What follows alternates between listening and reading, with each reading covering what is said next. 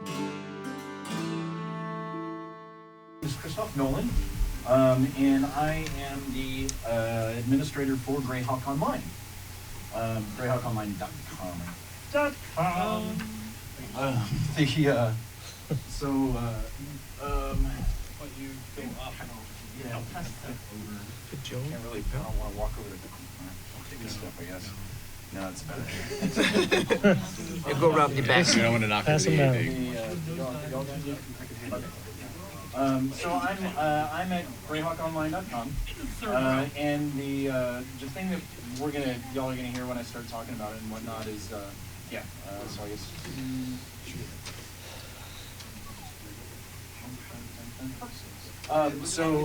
The thing about GreyhawkOnline.com is that it's a fan site, and what we are here to talk about is fan stuff, because everybody that plays Greyhawk creates.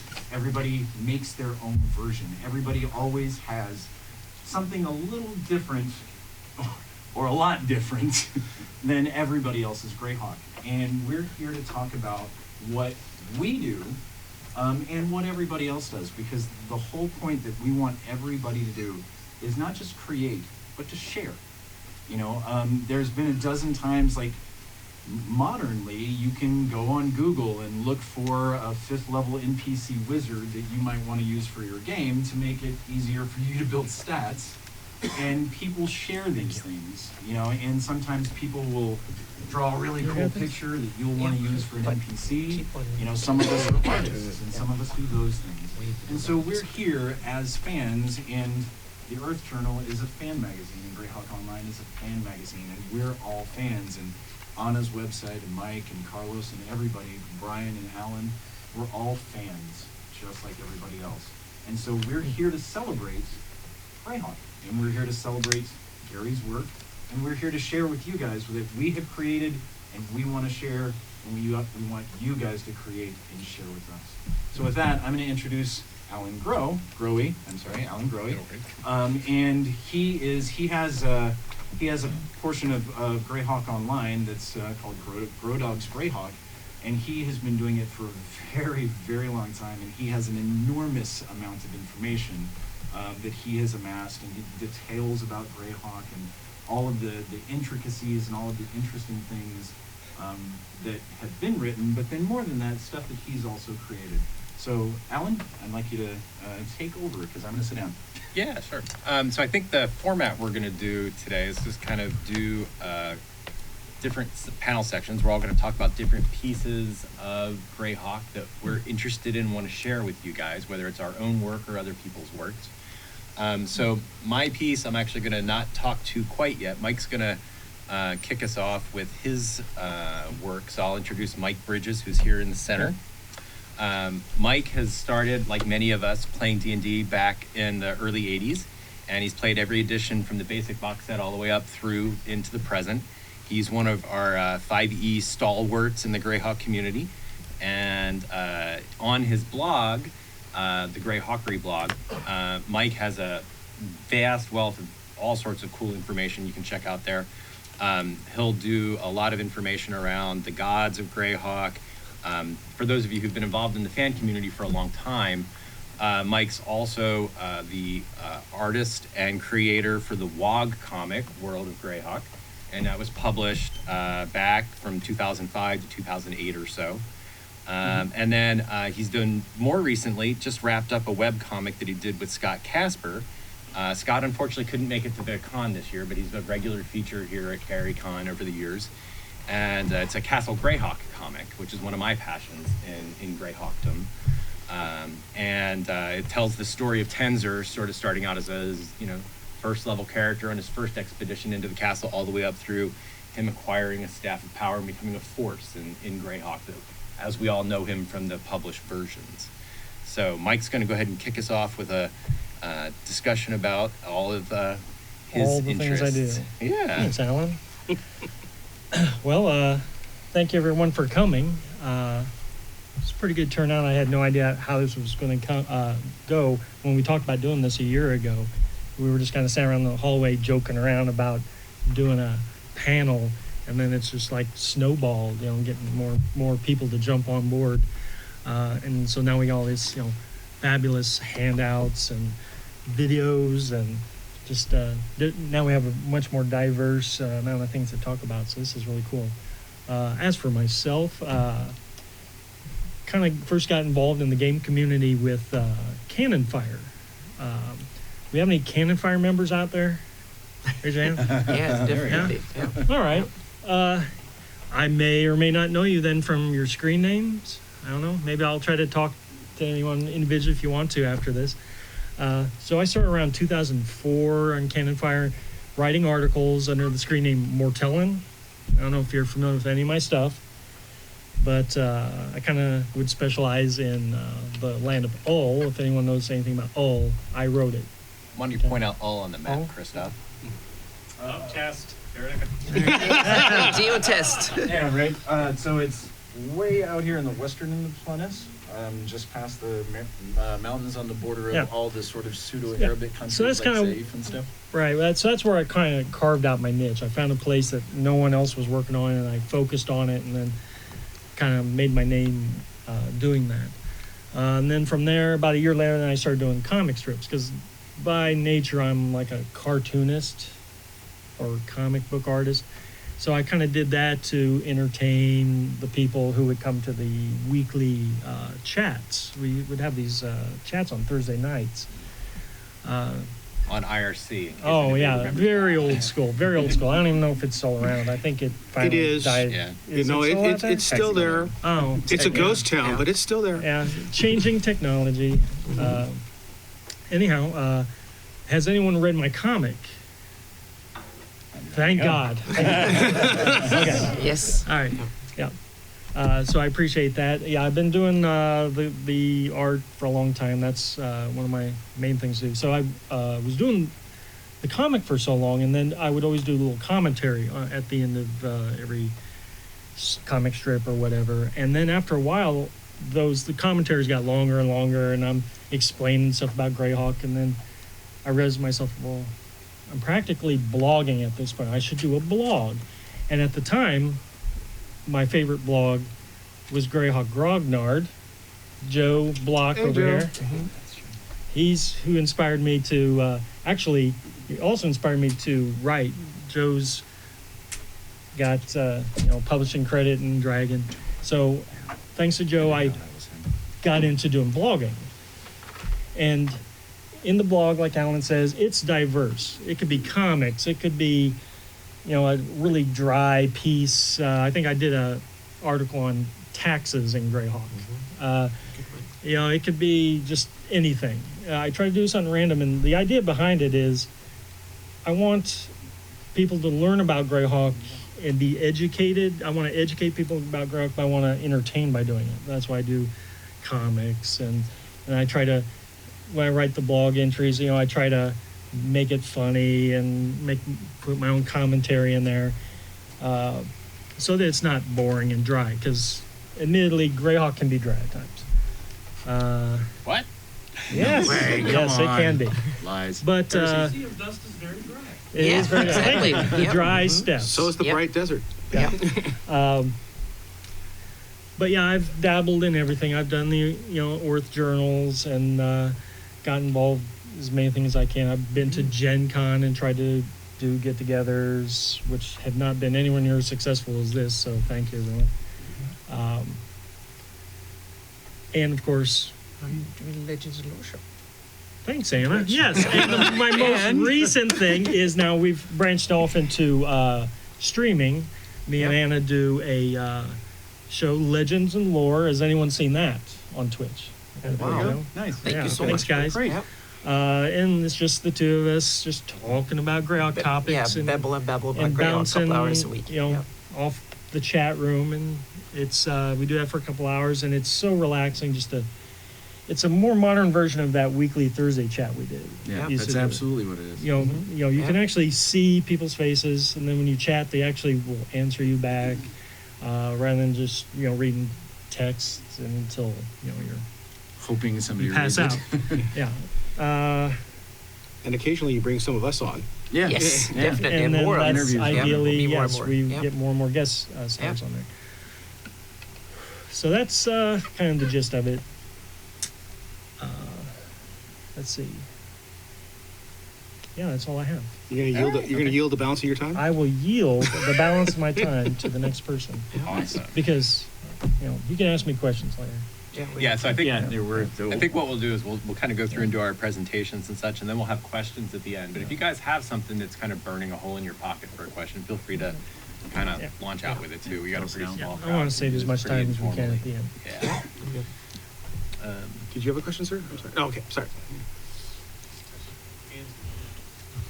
All right, so I think we can go ahead and jump into some of my slides up here now. Okay. So what I thought I would do for my piece of our discussion is kind of showcase some of the cool stuff out in Greyhawk that has kind of caught my eye and that I thought you guys would be interested in. It'll be a little bit hard to see through Mike's head for the bottom of the slide. No, yeah. That's okay. There's nothing Head move. deeply important in Mike, there. go take a nap. Do I need to move? No, you're fine. You're fine. Do you remember- It's totally okay. Do you remember good. playing 7-Up when you were a kid? Heads up, 7 up. Oh, yeah. right. All right. I can take a So, nap right Anna, now. you want to go to the next slide? So I thought what I would do is kind of talk through some of the kind of deep dives, deep cuts in Greyhawk. And here, what I'm kind of riffing off of is obviously, your sort of album playlists and stuff online, but the idea of fans who are going really deep into Greyhawk and finding all sorts of really cool, obscure, interesting lore to share. And there's a ton of folks out there doing things like that. So I kind of want to showcase some of that here. Can you go to the next slide? Thank you. So, I thought we could talk a little bit about maybe Castle Greyhawk, its origins, the designers involved with it, sources, the different versions that have been published, maybe the different problems publishing it throughout the ages. And then after we get through that, we could talk about the Lost Caverns of Sajkant. Where's that Sajkant? I could talk about Igwilv and all 6 volumes of her Demonomicon. And then we could talk about the Forgotten Temple of Thars and its Black Cyst, its origins in Clark Ashton Smith fiction. Maybe talk about a little bit Rob Kuntz's version of it as Thars Duun, which was the original inspiration for Tharsden. And then we'd wrap things up with a nice quick discussion about Mar Castle and its 18 levels, the Bottle City level in Castle Greyhawk, Dark Druids, and Cthulhu as it relates into Greyhawk. But that might be a little too much to go through now. So why don't we go to the next slide, which is really what we're going to talk about. And here, I thought I'd kind of jump into these cold text files, which are the deepest of the cuts in Greyhawk. Share some places where you guys can go look at stuff later. So these slides will basically be available up on Greyhawk Online. Mm-hmm. And I've got a bunch of links in there so you can go kind of check some of this stuff out for what catches your eye. And then at the end, we can do a little bit of pointers for some Greyhawk Googling for some tools that'll be useful for you guys doing your own research, and some of the resources that have been put together by us and other fans out there like Joe and other folks too. So it'll be a little bit more of a reasonable agenda than maybe the rabbit hole I was suggesting earlier. So, and that picture there, which you couldn't see very well probably on the screen here, is actually a map of the sewers under the city of Greyhawk as drawn by Rob Kuntz and used in the Greyhawk campaign from about 1977 to about 1981 or so. Those are unpublished, and one of the various kinds of treasures you'll be able to see here, like at the Collector's Trove area, at GaryCon and such here. So, so on the cold text files piece for the next slide, what I was really trying to do here was kind of pull out some of the really cool, deep research folks have done over the years, and just kind of highlight some of those. So Scott Sisporsky did a lot of work on Rob Kuntz's blog over the years around the cold text files, and I kind of named this slide after him and this little section after him. He had a really great detailed dive, like in 10 or 12 parts, into the Forgotten Temple of Tharsden and all of the history about it. And he did another one around the hidden shrine of Tomoe-chan, as well. And he did some other pieces that have unfortunately been lost over the years. So Scott's blog content got taken down eventually off of Rob's blog.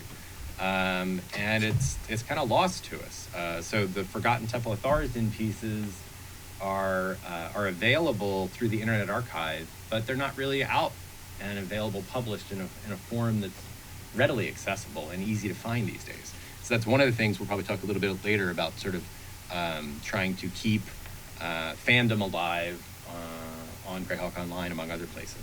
So, and then one of my favorites here is Tim Rod's piece around the Moat House and the Dungeon Master's Guide sample dungeon. So the Moat House is the famous dungeon from Village of Hamlet. It's a one-level dungeon under a small ruined fort. And Tim did some really cool analysis comparing the actual dungeon environment there to the sample dungeon from the Dungeon Master's Guide, which is that old monastery one that's from the sample of play, where they find a secret door and somebody gets grabbed by the ghouls and paralyzed and then eaten up. And then that's also ties back into the Wilderlands environment, wilderness portion of B2 Keep in the Borderlands. So Tim found all these interesting connections between those because they were all being written right around the same time.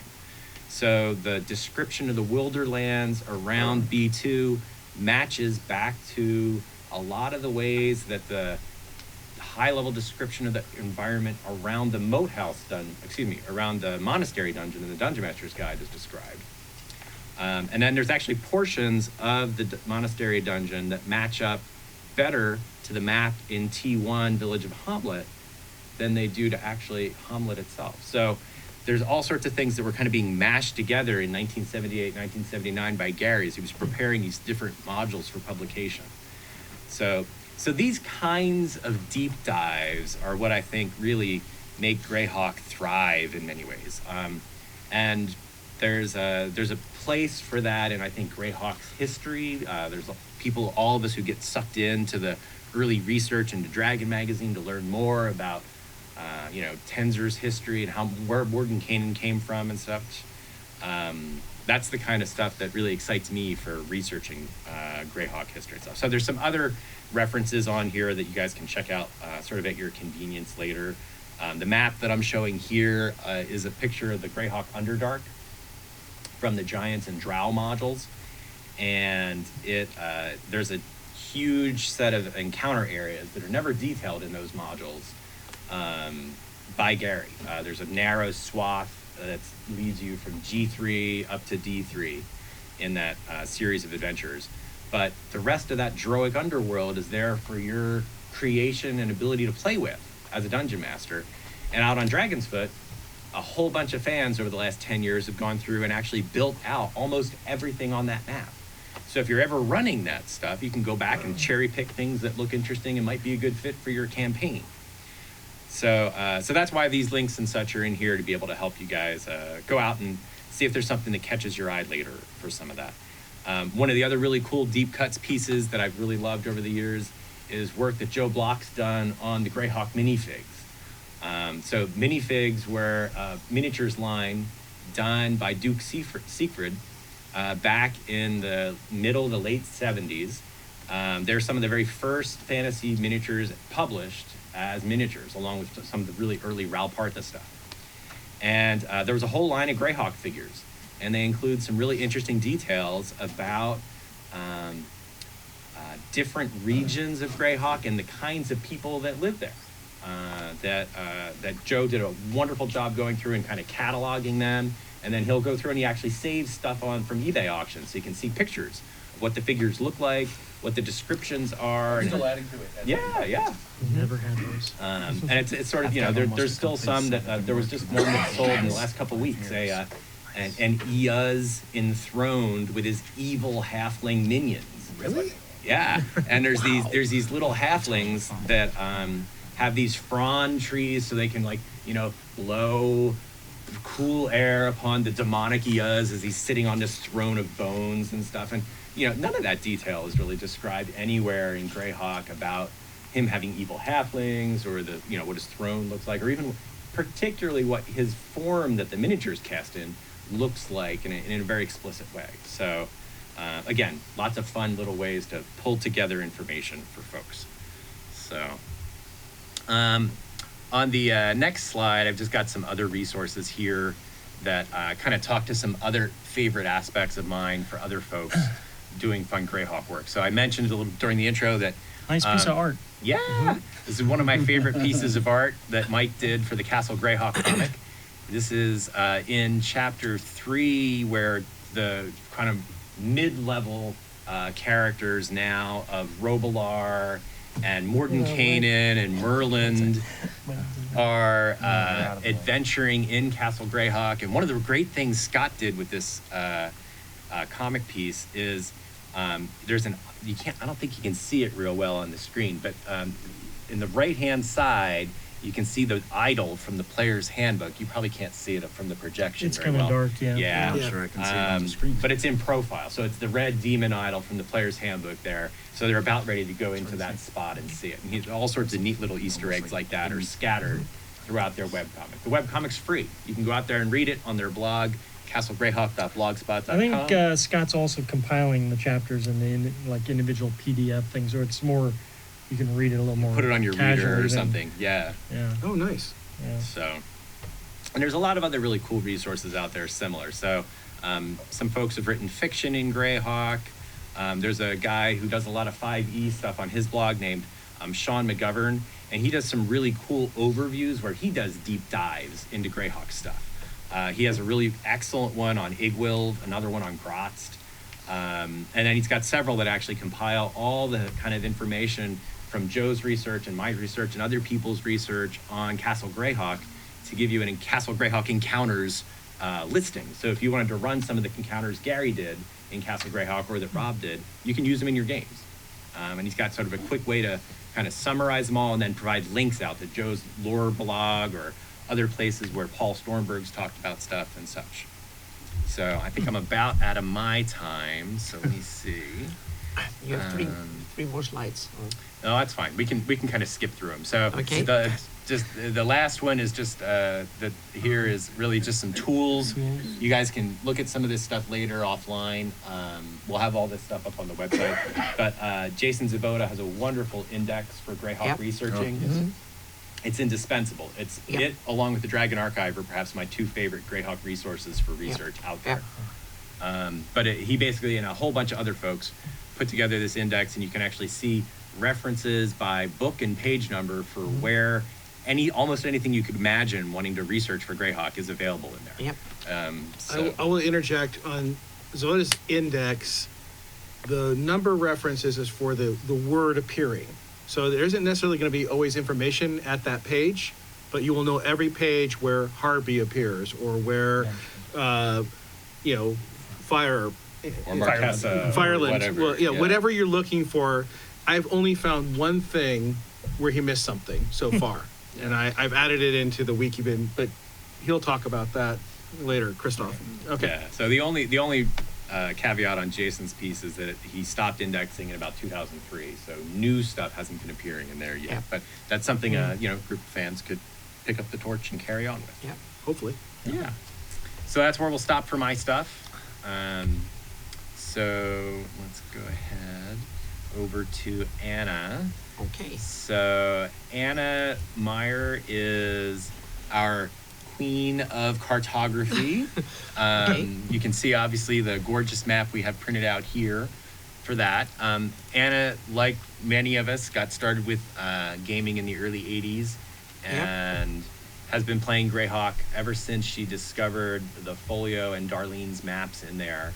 And that's really what inspired her to take up cartography for fun, and which is eventually really kind of morphed into Not just a real anymore. job. Exactly. Yeah, it kind of turned into a job. I moved from Sweden to California 8 years ago, and I needed something to do. So I had my Flanese map was kind of 2/3 done or something over the last 10, 12 years as a hobby.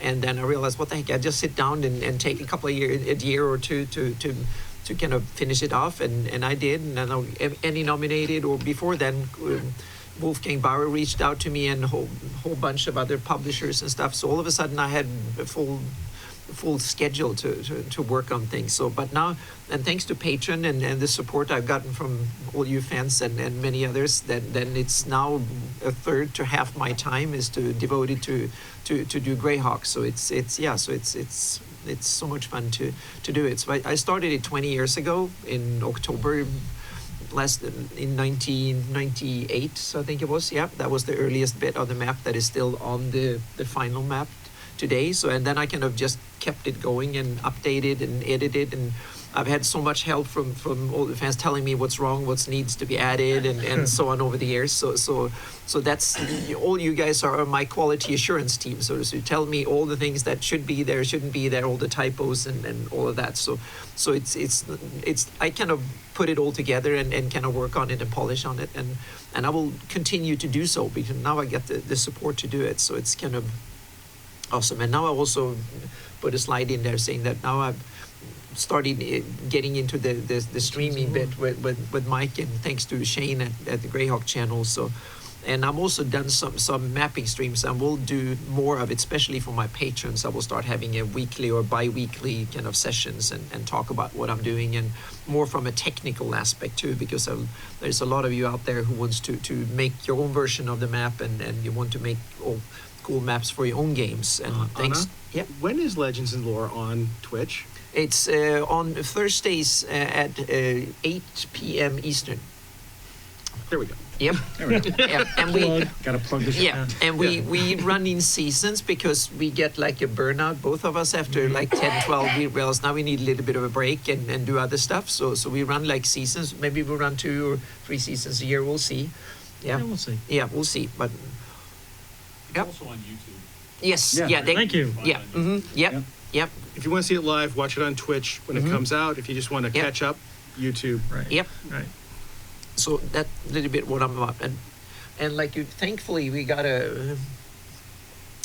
Tony brought his printed copy of the map here. So this is what I've been working on for 20 years, and I must say that is probably the biggest and most detailed campaign map for role-playing games ever created. And I've seen some of the other ones, and I've done kind of a similar for Kobold Maybe Press. we need to call and Guinness. yeah, so it's kind of, I've seen a lot of other maps, but I don't think I've seen anyone that has this size and this scope and this many things on it. There are thousands of place names and stuff now over the years coming in it, and I'm keep adding them. There's about 300 more since the last version that was 2017 to this version that ended up being 2019. I'm already working on the 2020 edition, might be 2021 before it comes out, and I've already added a few things that people told me the last couple of weeks to put in there. So If you have more suggestions, track Yep. Anna I down think here. we, yep. I think we found a place you missed while we were in the middle of doing Legends and Lore. Oh yeah, every show we found at least 1 or 2 that someone randomly- pointed out in the comments, and something that was missing or that needed to be there. So yeah, and there's also some fan fiction on there too. Mike's all stuff is all on there. So yeah, and you got stuff. Yeah, Jason got some stuff And in your there too. map's out of date now. Yes. Oh, it's out of date now. No. Damn, it's out of date. Just that. Yep. So and I'll tell a little bit about the process leading up to this and some of my ideas in it. And one, it's like the inspire and inform, so to speak. A lot of maps, when you're out driving in your car, you have a GPS map. That's all about informing you, meaning it doesn't need to look fancy or anything. It just need to take you from A to B. But a map that you use for role-playing games is as much inspiration as it is information. And I try to strike some sort of balance. So when you look at it, when you plan your games, I want you to kind of look at the map and see, oh, that's where the orcs will do the ambush, and that's the little hill that might keep for my new knight going to be, and that's where the evil cult hang out behind those hills and stuff like that. So you kind of inspire your game that way, but also to be able to tell how many days will the characters travel from city so and so. And now I've added sea lanes to one of the later editions. You can kind of see if my characters are in parties in this port, where can they easily get shipment to? And if you study, there are like 2 types of sea lanes. There are the narrow ones, and that's why I simply assume that you go by the coast. You can have small ships where you can take the adventurers and their backpacks and stuff. And then you have the thicker ones for bigger ships where you can take your mounts and all your treasure hold all your dragon hordes back and stuff like that. So and I have about, what is it, like 20 different, or the whole bunch of different border types. Because in a fantasy world, you have these kind of borders that are diffuse, meaning this area, this side patrols in this area and the other side, and you can, it's not like in our normal world where borders are usually very defined and you're either in one country or the other country. But in a fantasy world, there's a lot of kind of fluid borders, and there are some borders that are hostile, some borders that are not, and so on. So I try to add some descriptions and stuff to it, so to kind of add to the immersion of the game and how useful it's supposed to be. And then I actually started, I wanted to put my stuff on Cannon Fire back in the day, but I got informed that you can only put things that were like 6 megabytes or something like that. And I told them, well, my map is like 500 megabytes, so that was kind of below the site. So I realized, damn, I need to create my own site. So I kind of did so, and it's been under ghmaps.net. Now I'm actually hosting it under annabmeyer.com, but you can use both URLs to get to the site, so you can still use ghmaps.net. So, but I needed more web space, so now I have like 40 gigabytes, or maybe I think I almost have unlimited on the other account. So I'm up to terabytes of stuff because I need to build for other stuff too. So there you can download things and I will post blog posts and stuff like that about it. So yes, yeah, yep. So, and there is also an online version of the map now hosted on Easy Zoom, so you can kind of scroll around and use it that way. You might need a gaming rig to actually properly view her maps. Well, sometimes, yeah. That's why I wanted to use the Easy Zoom, because that you can use that on almost any browser. You don't need to have a lot of resources. But the PDF version, especially, it's a killer. That one kills most computers. If you take the whole map, it's with so many. There's like, I think about 14 million vector objects on it. So if you don't have a graphics card that is really up for the job, then it kind of just stalls for a bit and nothing happens. But it's simply because the PDF version, if you want to go and have it printed really, really well, then you go with the PDF version. The problem is that if you take the big PDF, a lot of print shops, they don't have a computer that can handle it.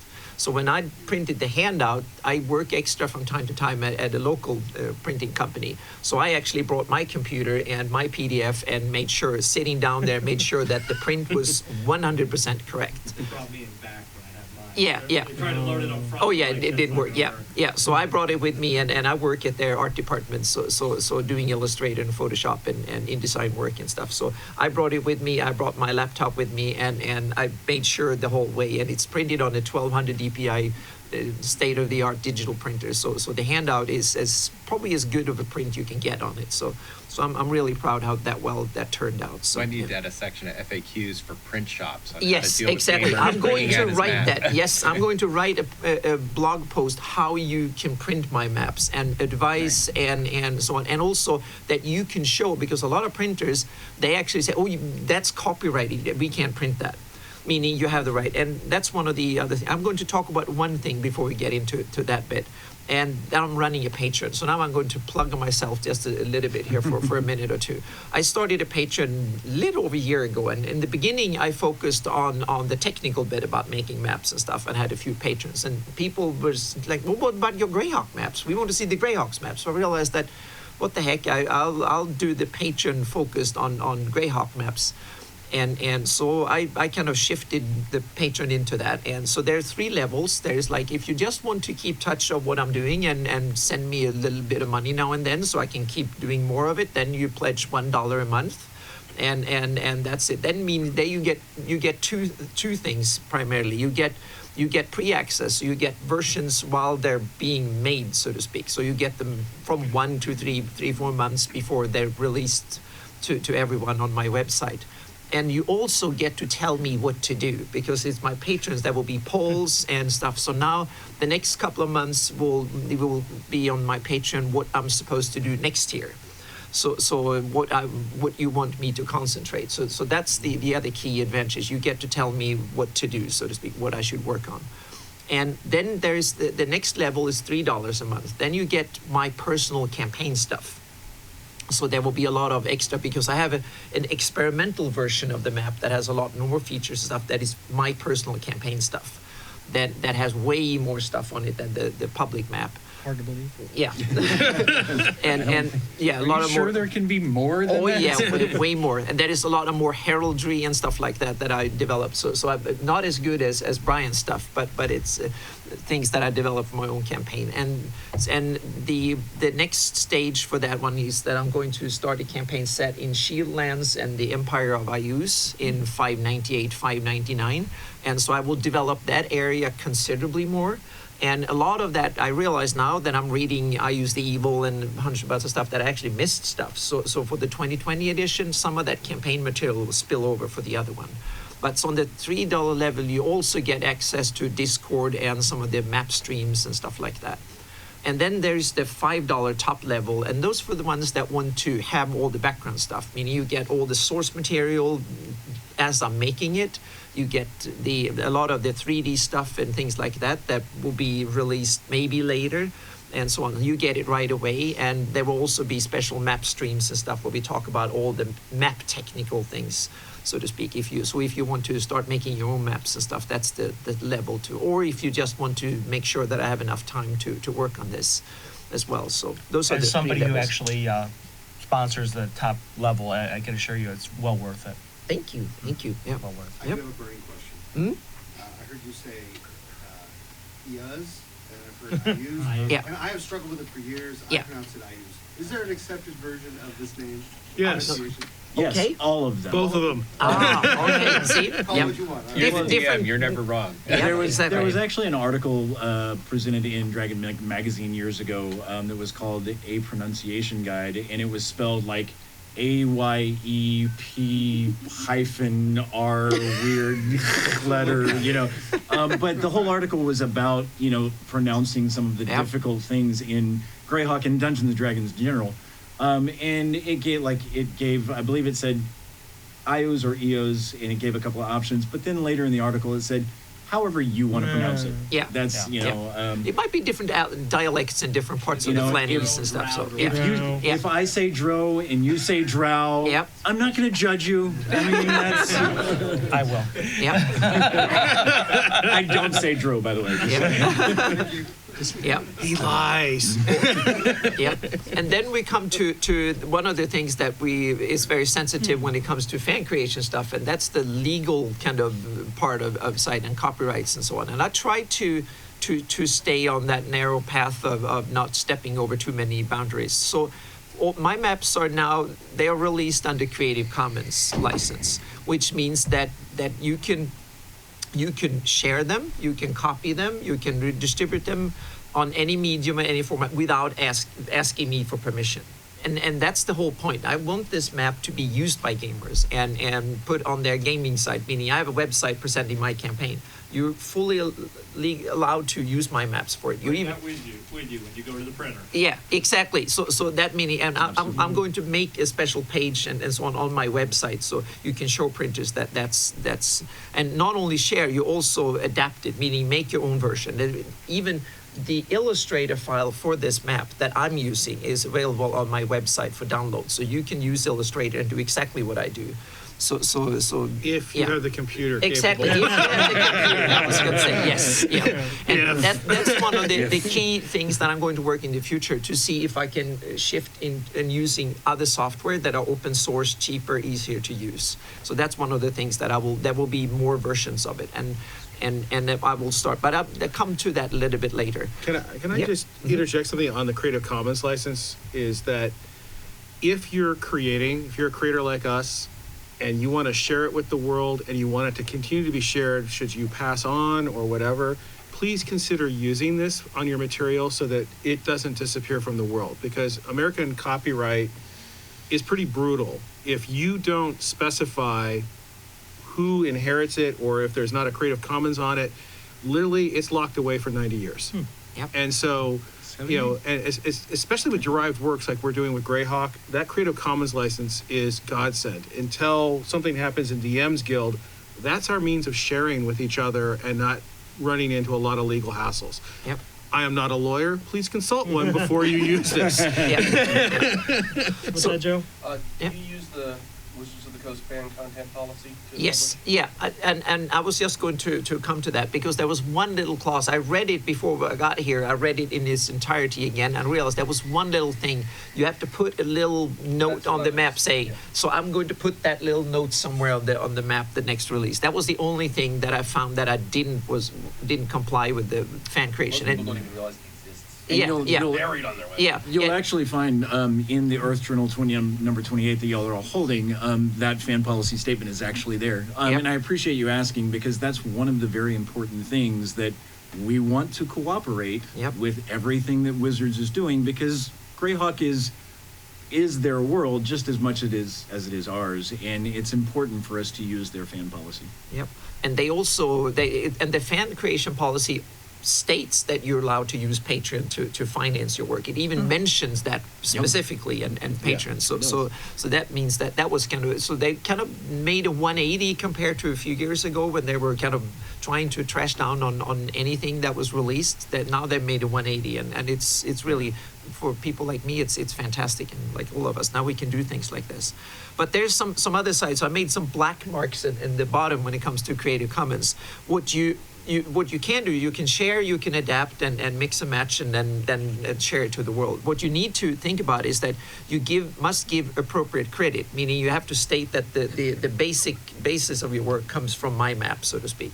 And what I would love you to have is a link to my website. That's basically it. That's all you need, to credit my name and put a link to my website, and that's good. And also, you may not use it to sell it commercially. And that's not basically so you don't visit the coast, because I will probably not come after you because I don't have an army of lawyers or anything like that. I might send you an email saying that you should probably not do that. That's it. But Wizard of the Coast might come after you, so that's why it's very smart thinking about that. Give it away for free, and then also you must. Added the SA, meaning it's the share alike version, and that means that you must use the same license. And that's because I wanted to make sure that all the derivative versions of my map will also be available for everybody else. So all the work that is based on it should also be available to all fans. So that's why I'm using that license. So yeah, so that's everything that I've done for Greyhawk so far. And until the only thing that might change this, if they open DM's Guild for Greyhawk, then I have to reconsider and think about what should be published under this license or what should be published on DM's Guild. But we don't know the terms yet. We don't even know it's going to happen. One thing for James Guild, at least under the current thing, if it's been published anywhere before, you can't publish it there. Yeah, but I can make a new version of it. I can change a few things, make a new version, and say that one goes on DM's Guild. So yeah, so there's various ways around that too. But that's a very good, valid point. Yeah. For anybody who hasn't been familiar with the DM's Guild, what the DM's Guild is it's essentially a fan writing platform. You can what DM's Guild allows Wizards to do is give us license to use all of their trademark items. We can use the words Greyhawk. We can use the words, anything on this map. Wait. No, we can't use Greyhawk. We can use the things that were released, so we can use. No. Okay, let me clarify. Yeah. So what we're hoping to do is that they will release Greyhawk for the DM's Guild, because right now we can't, and that's why she's talking about we're using the Creative Commons license because we can't use that platform. But there are already others there, like the Forgotten Realms has the Flaness, and Ravenloft is there, and Eberron is there, and so we're hoping that we will also get to participate and be able to use those words that we can't right now, because that is a very, very big fan publishing platform, and anybody that writes anything can put it up. I mean, some people have stuff for 99 cents. Grinding your teeth. There was a question? Can you talk about the obstacles in front of you to be able to do that? Actually, that's a great segue into I Carlos. I have a couple. We'll talk about that in a moment. Yeah, maybe I'll go over my time. I have a couple of more slides to show, but this is something we should dig into on the Q&A session too. I'm going to talk a little bit what I'm working on. So this map kind of ends a little bit down on Hepmona land. So I'm working on making the whole of Hepmona land as well. So that's one of the things that I'm in set exact date, but I hope to have it done, so at least my patrons will get a large share of it this year, and hopefully it will come out early next year for everyone. So that's coming. And also the first, I did a set of handout maps that are like parchment maps that was very, very popular, but there were also some issues with them. And it was my first experiment into doing that type of mapping. Hugely successful. I have thousands of people have downloaded them. I've got hundreds of emails and a lot of good criticism. So I'm going to go back and rethink them, and doing a handout maps 2 is coming later this year, a set that will be higher resolution and they will be layered, and they will be much more functional than the first set. But the first set is available from when I get back home from the convention for everybody. My patrons have had them. Now they're going to be available for everybody. It's a couple of hundred different versions that looks like maps that your characters can kind of buy in a big city and carry around, so to speak, and have in-game.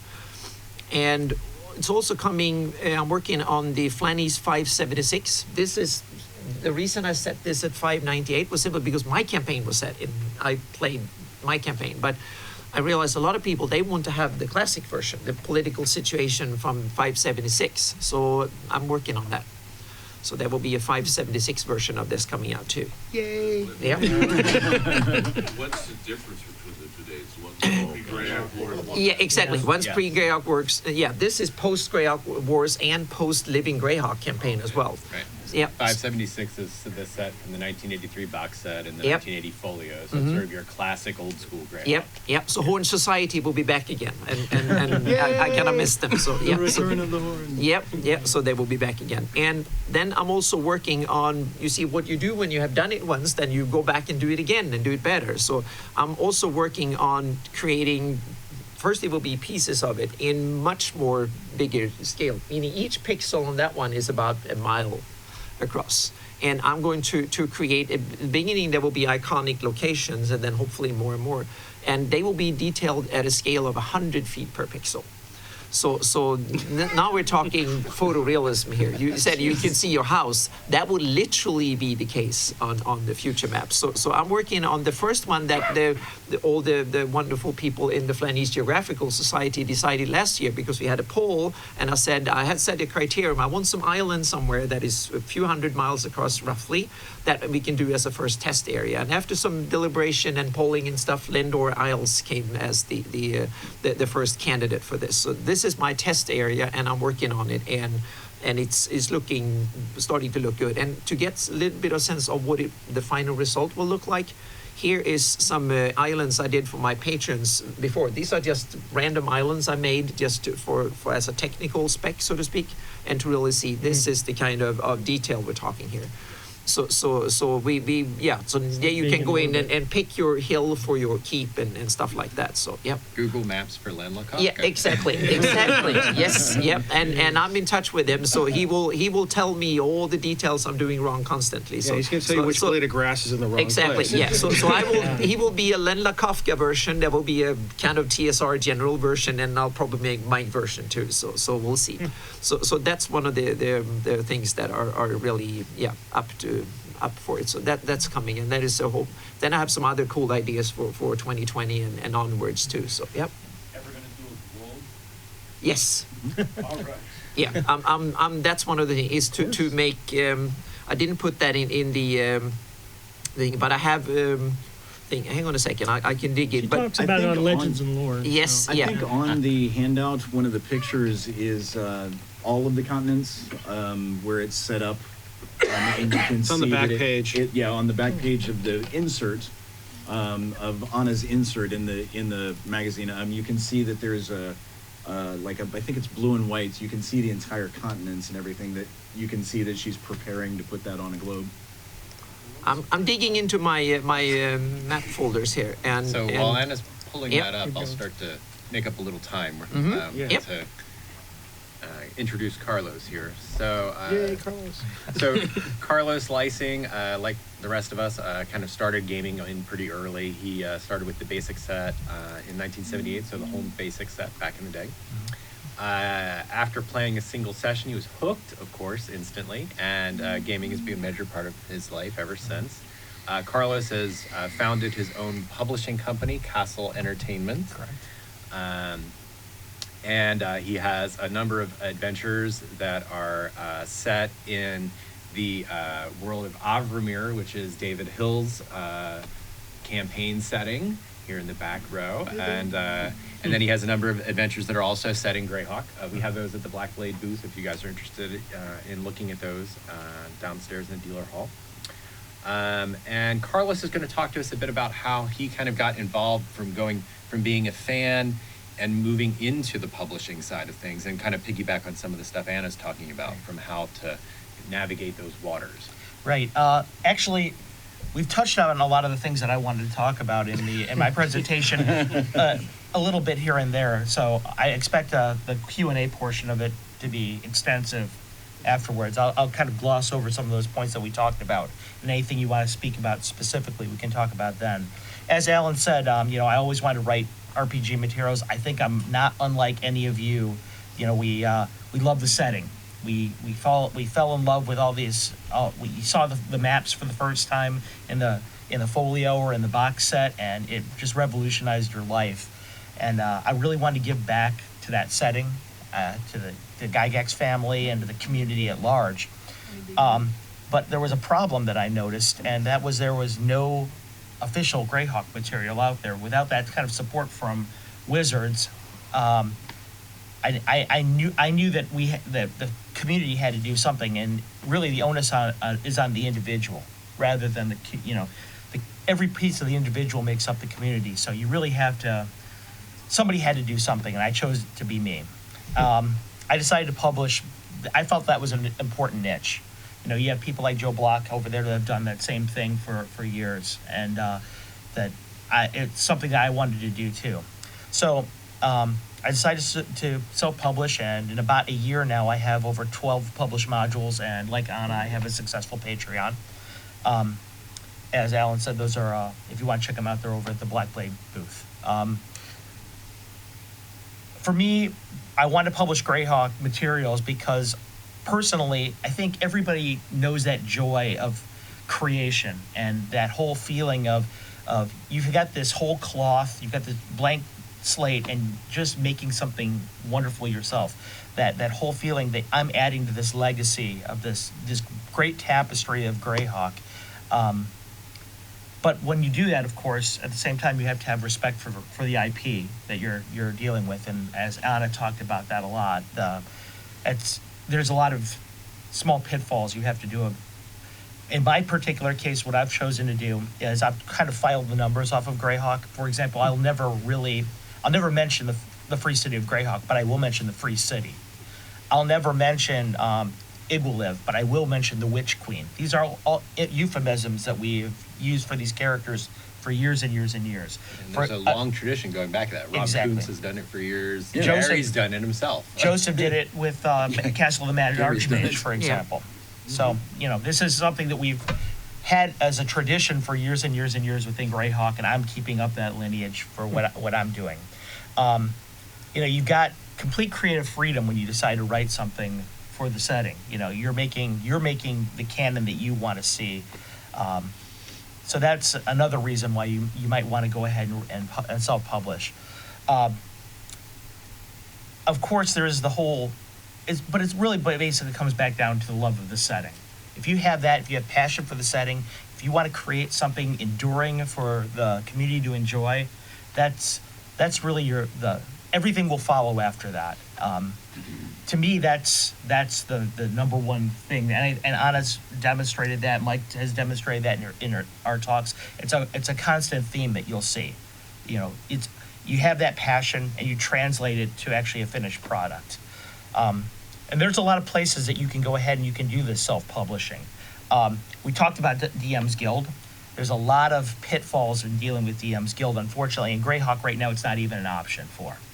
So eventually, I think it probably will become at one point in time an option at DM's Guild, but at the same time, there's other ways that you can get your stuff out there. Drive-Thru RPG is one way that you can go ahead and you do that.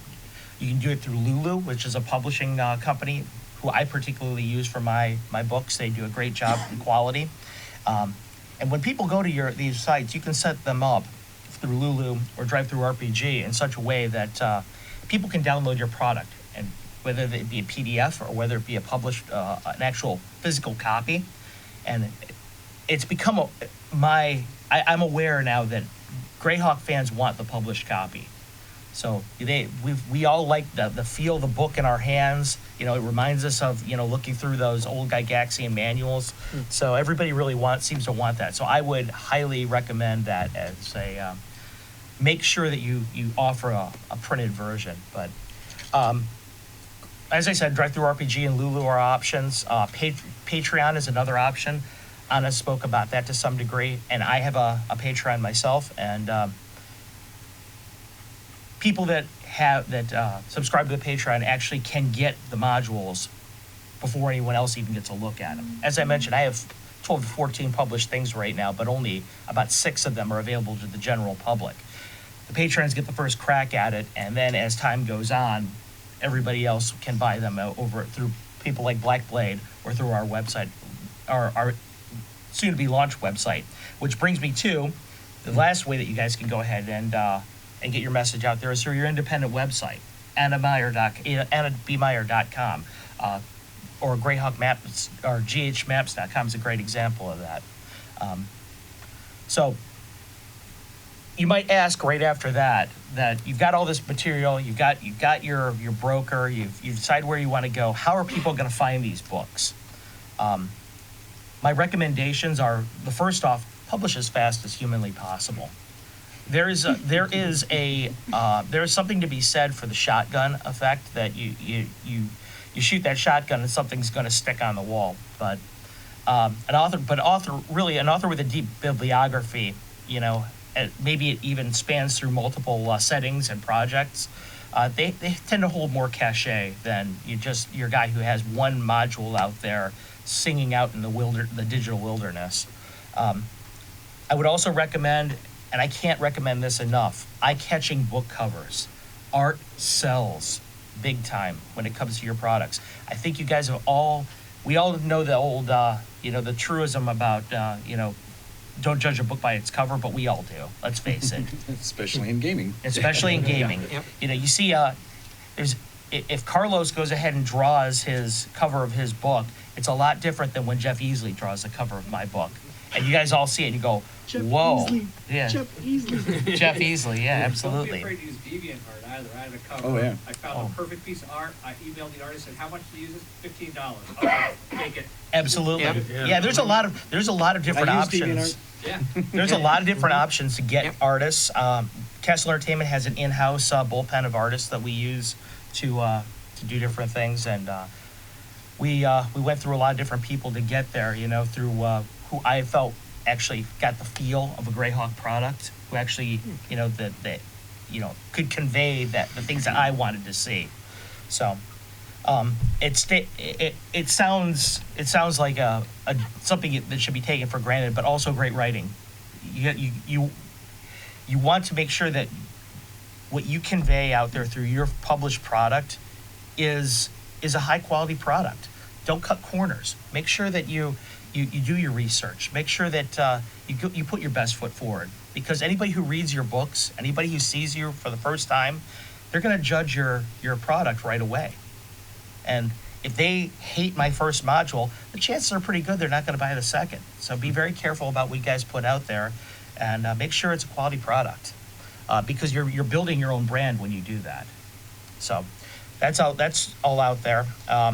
Make sure that you, in your blurbs on the cover of your books, you have compelling descriptions and comprehensive descriptions of your product.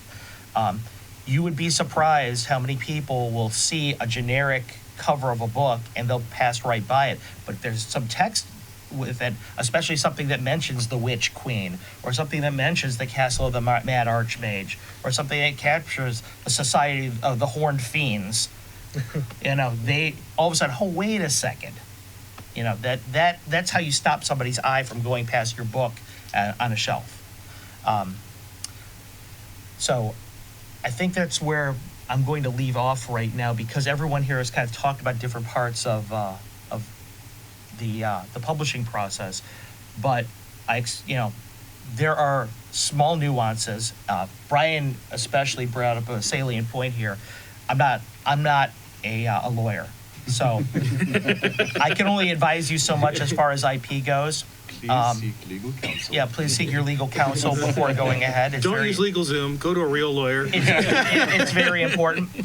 But Don't use legal Zoom. But before I sign off, there are a few final notes I'd like to make. I'd like to mention.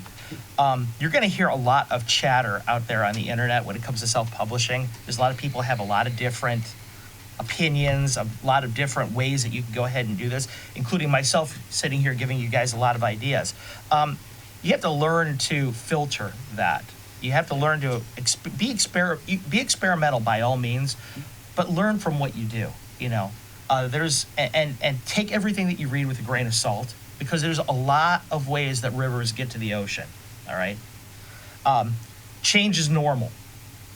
What works for you one time in a module or for 1 year is not necessarily going to work next year. For example, you might have an edition change, you know, and that changes the whole topology of your products. All of a sudden, all your 3.5 products that you had, they're not going to sell all of a sudden. So you have to make sure that you're always conversant with what your audience wants.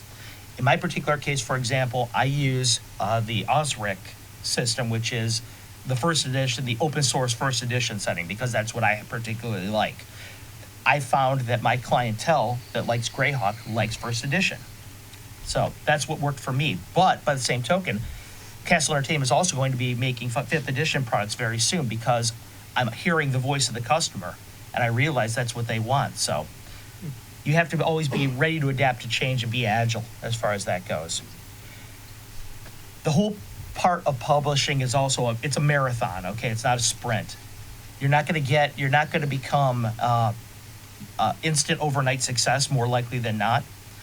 You have to build your brand. You have to build your reputation. You have to build very slowly, and there's going to be pitfalls on the way, okay? But you have to trust your stuff, trust your product, and continue to persevere. So everybody out here in the audience has something different to give to the setting, some different individual voice. All right. Yes. I want to hear that. I want to hear what you guys have to say about the setting. I want to read every one of you's different takes on Greyhawk, because as was alluded to earlier in this, every one of you has an individual opinion on what the setting is. Everyone has some different hook, or maybe something crazy different. That excites me. I want to see that. So make sure that you guys investigate the idea of self-publishing, whether it just be digital or whether it be a hard copy, because quite selfishly, I want to buy your stuff. I'm your audience. I'm your consumer. So I think that I'll turn over from there. Okay, awesome. Good job. Awesome. Thanks, Thanks, man. Thank you, Carlos. That was really great. Thank you. Yeah, and that's a great sort of segue into some of the pieces that Bryan and Kristoph want to kind of wrap things up with as we move into the tail end to give you guys time for Q&A as well. I do want to add one thing to Carlos is not only be a good writer, but finding an editor you trust is worth its weight in. Not edit your own material. No, never do that. No. Find an editor you trust and understands what you're trying to do. That's true. They're worth their weight in platinum, not gold, platinum. Okay, and that's much heavier. It's true. It's very true. Yeah, I mean, I can't emphasize that enough. Having a second pair of eyes that understands the setting, someone who can do the grammar stuff for you that you just can't be bothered with. And kind of keeps your stuff looking like, oh, this actually has some coherency, Right. is so important. Well, And that's not all. just on the language side also, but on the rules side. Oh, on the rules side, You need a It's rules all editor part too. of presenting a professional product, like I said before. You don't want to look in front of your audience as if you're putting forth a half-baked product, because no one's going to listen. No one's going to hear that voice. No one's going to hear that cool thing that you've got, that core idea that's so amazing. Yeah, if you're not going to skimp on the art, don't skip on the editing. That's You know, literally, if I'm going to spend money on something, it's going to be editing and art. You know, I can do the writing. Get the layout. Well, the layout I can do myself, but yeah, if you don't know layout, get someone who can do layout. That you know, and a graphic design person that can do the borders for your book. Right. Insanely important. That look, that art look, that coherent. It's part of your brand. That visual piece. We're all visual creatures. If you cannot do that, if it's just a wall of text like the Traveler books, I mean, I love those books. All right? I love Mark Miller and what he created for us in that science fiction setting, those 3 little black books, but my God, that was about as plain as you get. And a modern audience would just look at that and go, what? And walk away. I'll give you an example of what. Did original D&D. I'll give you a great Barely. example of what Brian's referring to. Castle Entertainment products have, you'll recognize them right away. They have the slash in the corner, just the yellow bar. It has the module code number. It is exactly like as close as I could mimic to a first edition module cover. Why? Because implicitly what you're doing is you're telling your audience what they can expect. Yeah. That's exactly what he's referring to. Is the unspoken message you give is this is an old school product for an old school audience that you're going to love. Or if you're doing a modern piece, update and absolutely. look at what they're doing. Don't just copy it wholesale. That's legal trouble. Right, Find something that is adjacent. Yeah. Talk to your lawyer about what adjacent means, and really, that look and feel you got is, it will help. You can have the greatest writing in the world, and Carlos is a great writer, right? But if he doesn't have that look and feel, your audience isn't going to read your work, and that's half the battle is getting the eyes on the page. It's true. It's true. Yeah. Well, let's go ahead and segue over into Brian's pieces here. So Brian hails from Oregon, and he started gaming in '79. I was exposed in 79. Yeah. And Make it sound like a disease. I was exposed. It was viral. in fact, it was so viral, his chess club at school got flipped into a D&D club. Oh yeah. Chess disappeared from my middle school. So Brian's been pretty actively involved in Greyhawk since the days of Cannon Fire, and in particular with the launch of Living Greyhawk back in 2000. And he's been really helping to drive organized play and community building in the fan communities around there since then. Mm-hmm. So go ahead and take and also I do a lot of you'll see my insert in there is heraldry, and that's another passion of mine that comes from the folio. When on imprinted on the maps, I imprinted on the heraldry, and that was that and it took me a couple decades to finally get the skill set necessary to build that the art that I'm creating, that creative piece. But I'm going to talk about communities, because that's the juice for me. I love playing, I love DMing, but building resources and building communities so that all of us can talk to each other and hang out together and build each other up and do more. It's one thing to be a self-publisher, but you are nothing without your audience, and we're all each other's audience here, right? I love doing heraldry for myself, but I do it for the love of it for myself, but I love giving it to other people, and that's part of the joy of it. So here is my quick and dirty secrets to community building. Have a vision. This gets back to branding and whatnot. The reason you need to have a reason for organized community. A lot of people just do this organically. They kind of fall into it. And if you don't have a vision of what that community is going to be and what it's going to be about, it is really hard. It's going to be really easy to get distracted. Okay? I mean, you when you have a vision of what you want, so my overriding vision for whenever I organize is more places to play, more people to play with. If what I am doing does not serve those two purposes, unless it's absolutely necessary to what I'm doing for some technical reason, out it goes. And so whatever that vision is, you don't have to use mine, but whatever you figure out, that should be that check against everything you're doing should be working towards that goal. And if it isn't, get rid of it. If someone is talking about, you should be doing this. No, that does not, Carlos has a very definite vision here, right? And it shows passion. It may not be your passion, but it's going to connect with someone. So trust in your vision, in your passion. You will find your audience. All right. So like I said, being clear with your intent about this snaps everything into focus. And I think that's really, really important. It's something a lot of people neglect early on. They just don't know. Okay, and this is something I'm gonna say, and this is part of my experience with Cannon Fire. Go where the people are, okay? Do not fall into the trap of going to where you're comfortable. If you wanna create a community, you need to figure out where people are. Now, if that means Snapchat is where it's at, learn Snapchat. I'm not saying it is, it isn't. But, you know, for me, I started out, when I first started organizing for Living Greyhawk, we were using Yahoo mailing lists, okay? I mean, talk about primitive, right? But we made it work.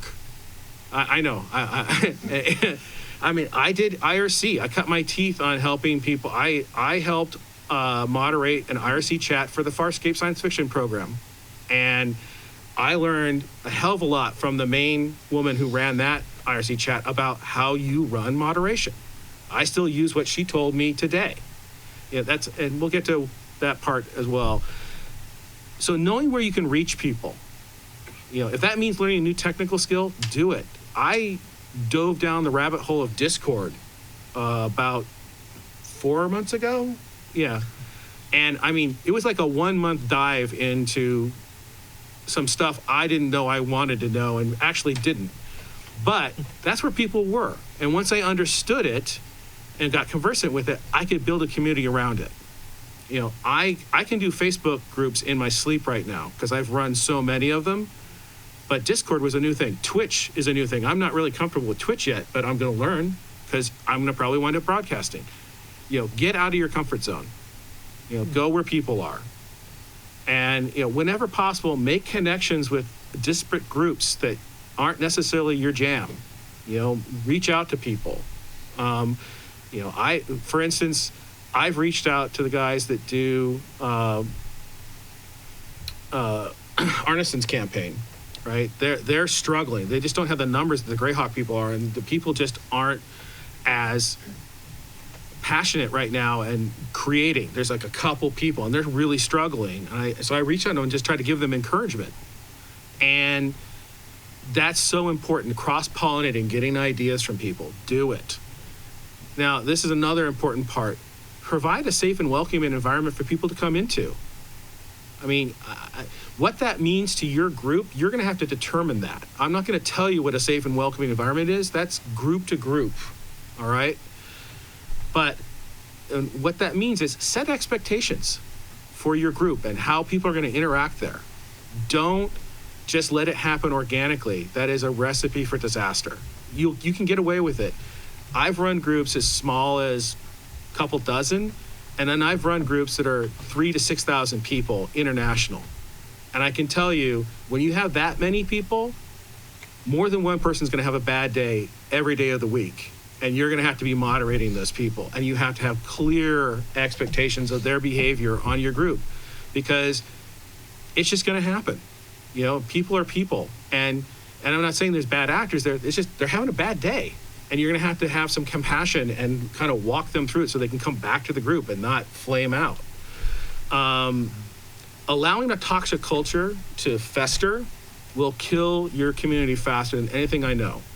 Again, what that toxicity is, you're going to have to determine. And again, this comes back to expectations. But be aware. Don't let people that are in violation of the group culture and the group norms you've set up continue to operate. There needs to be consequences for not being part of the social contract. All right? And I'll say this, for anyone here who's conflict averse, which I used to be, that is a really hard piece to do. No one likes to be the bad guy. And you just got to realize you're not. You're there to protect everybody else. That's your job when you're building the community. The internet's resting state is toxic. Yeah. And, you know, the reasons my communities are calm and welcoming is I do a lot of work up front. I will say that expectation building will do a lion's share of the lifting, and you will not have to I only rarely have to moderate people now. And it's usually, and here's the thing I'll say is, my moderation is corrective, not punitive. I never moderate someone in public unless I have no absolute choice. I always take it private, I set the expectation that I'm not going to talk about, I don't allow people to talk about moderation that they've been moderated on in the channel, and I don't talk about them being moderated in the channel. I always take it private. You got to allow people their dignity. You know, and this is all a learned skill too. So Right. this is something like new technologies you can work on and get better at. Right, and it takes practice. It's gonna be hard. You know, your instincts are gonna be when someone pisses you off, bring the hammer. You know, and you know you have the powers of a god when you're an admin, and you have to be judicious about it. And you have to, and I'll say this: transparency is your gold standard. If you are not super clear about what's happening, you know, without violating people's privacy, and people don't see that you're acting in a forthright manner, you have no moral authority in your own group. And that, again, that will just tear you apart. The second part is you can't do this yourself. Find natural community leaders and creators around you and help them along to carry the load with you. If you do it yourself, you will just burn out. Carlos has a team of people helping him doing art. You know, it is not just Carlos by himself. I'm not really sure what Joseph does with, are you by yourself or do you have a group? I've got artists and editors. Yeah. So you got, again, you're not an island. You'll never be like, I can do a lot of things, but there are some things like, I'm dyslexic. I'm going to need an editor to deal with my writing, period. I can't do it without Bryan. Like I do Greyhawk online, and sometimes it just frustrates the crap out of me. And Bryan is a sounding board for me, even outside of editing, outside of art, outside of mechanics or rules or printing or anything else. Bryan is like support for me because he just lets me talk to him. And when somebody in a chat room just irks the crap out of me, he lets me vent and blow up. And he goes, "You'll be all right." And 15 or 20 minutes later, I'm like, "You're right, I'll be okay." Yeah. It used to be when someone irked you in person and you had to walk away, you would go blab and do what we do on Discord now in the bar. You never do that you never embarrass someone in public in front of everybody. You step away, get yourself under control, figure out what your response is. So in my therapeutic process, there's this thing called energy matching. If someone comes at you super angry and crazy and their energy's all around you and you start to absorb that and reflect it back at them, you're done. Step away from it. You have no obligation to have a stand-up fight with someone. Walk away from it. Get yourself, again, come back to that vision. This is more places to play, more people to play with for me. And that's what carries me through. And then I have that adult conversation with that person when I can be calm. Because, I get my calm damaged all the time. As much of a sounding board I might be for him, I need my sounding boards. Because, there will be someone that will be the burr under my saddle. You always will find your nemesis out there. Yeah. They're just waiting for you. So finding community leaders. So reach out to people, ask for help with the things you can't do. I kind of talked about that. Seek permission to use other people's creations. This kind of comes back to being a good steward of IP, being a good steward of the community. If Carlos creates something and I want to use it, I'm going to come talk to him. When I created my heraldry, for the longest time, I would just see my stuff pop up, altered and whatnot. We didn't have Creative Commons when I first started this. And now, if I can get that set up under that way, that's what I'm going to do, because I want people to have an expectation. When they use my stuff, I want you to use it, but credit me. You'd be surprised how easy that is to do, too. For example, Eric brought up a story about DeviantArt, and he got that art for $15. Yeah. In the community, generally, people want to help you. So you'd be surprised, actually, how easy that part is. Yeah, it costs you nothing to ask, right? I remember Ian World had these new banner icons, and I literally saw a piece of my art that had been incorporated into it. And I tried to talk to someone. I couldn't find anyone to say, hey, they're using my art without permission. And, they don't have the rights to that. And, don't do that. Just don't. Just don't do it. It's easy, but don't. I know there's this idea that everything on the internet is for you to use. Be respectful of yourself and the people around you, because eventually you're going to want to work with Anna. You're going to want to work with Allan or Carlos or me.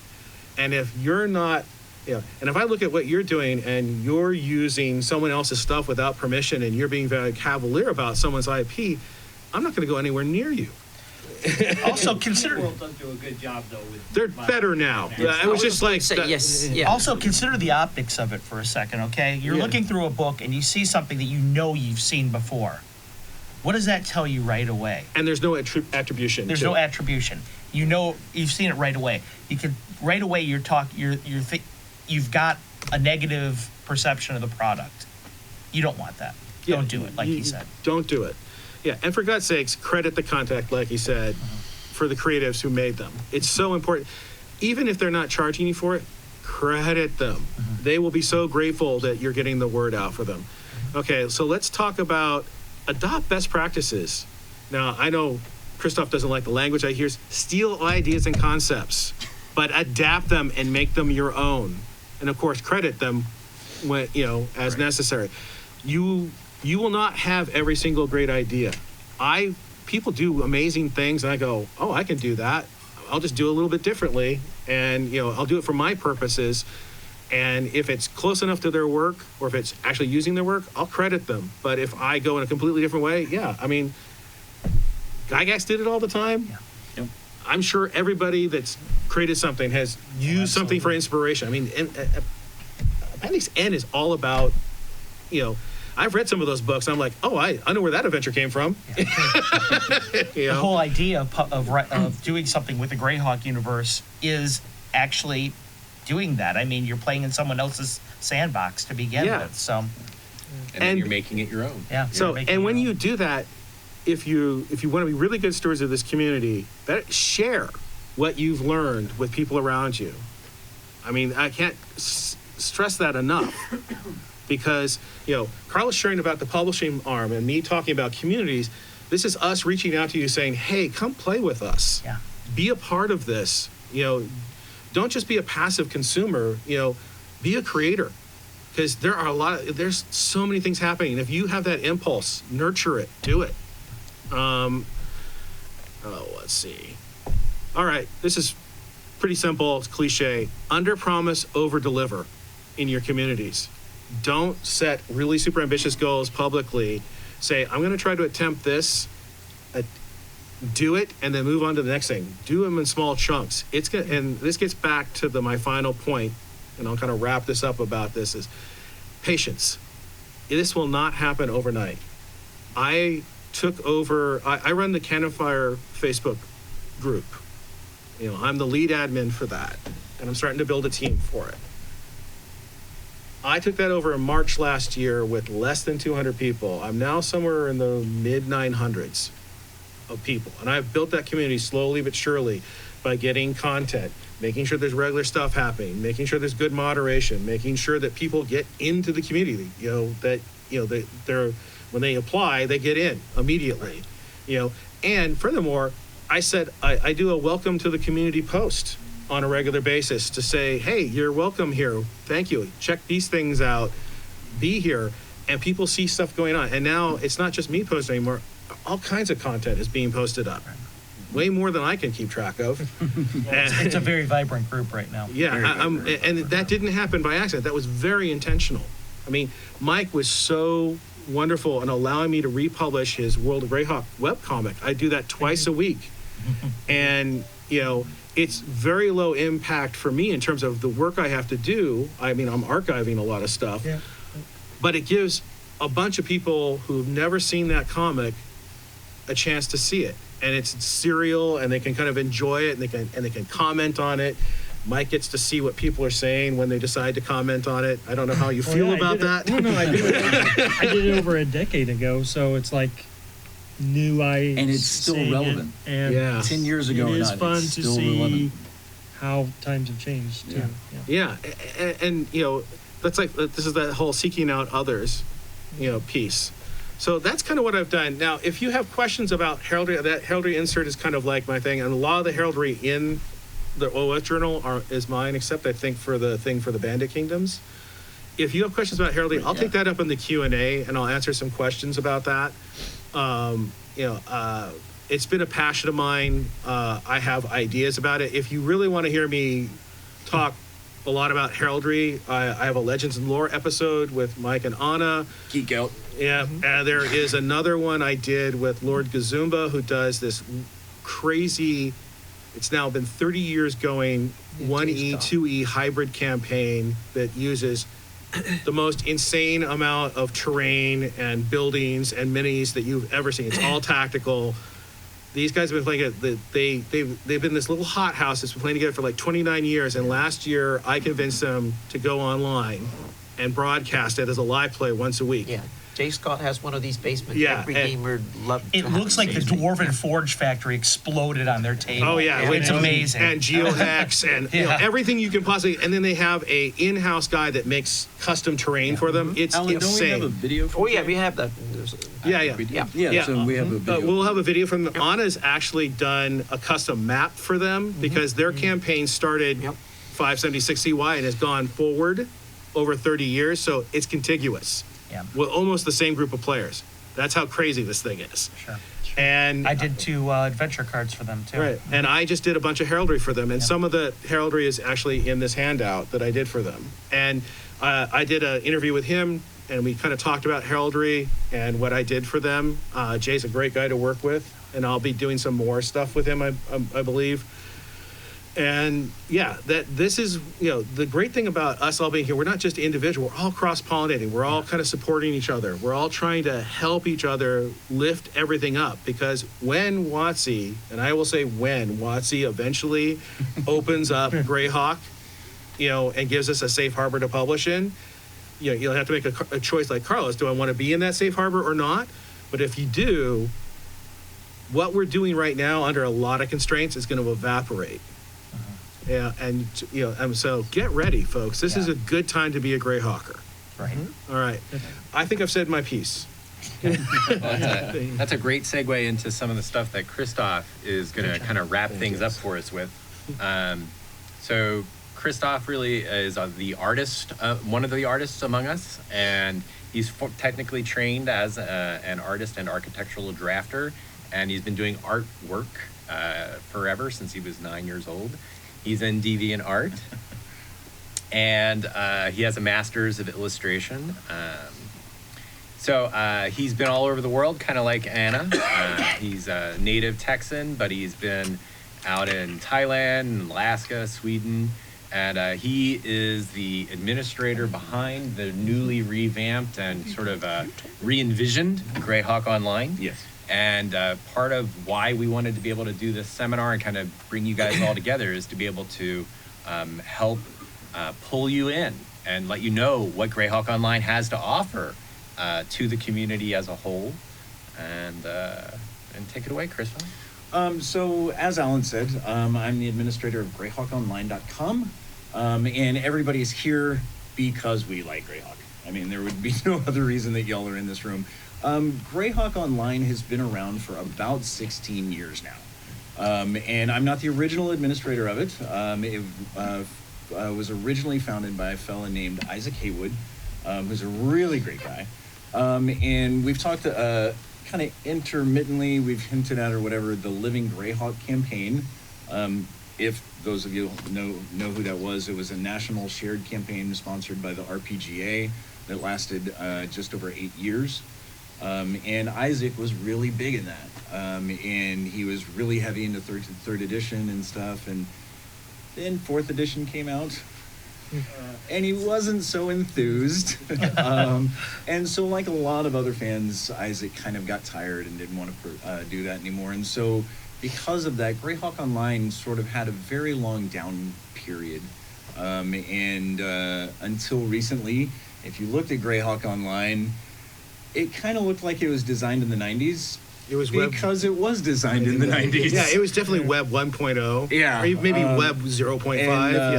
Yeah. And so I just randomly one day I was curious, and so I looked up the registration to see about it and whatnot, and it was about to expire. So actually through Allan, we got in touch with Isaac, and I've actually known Isaac for a long time. I didn't have current contact information for him anymore, but he had asked me to do artwork for him for years ago, and so I knew him, and so Allan got in touch with him, And I actually offered and said, I will buy this from you. Please don't let it expire.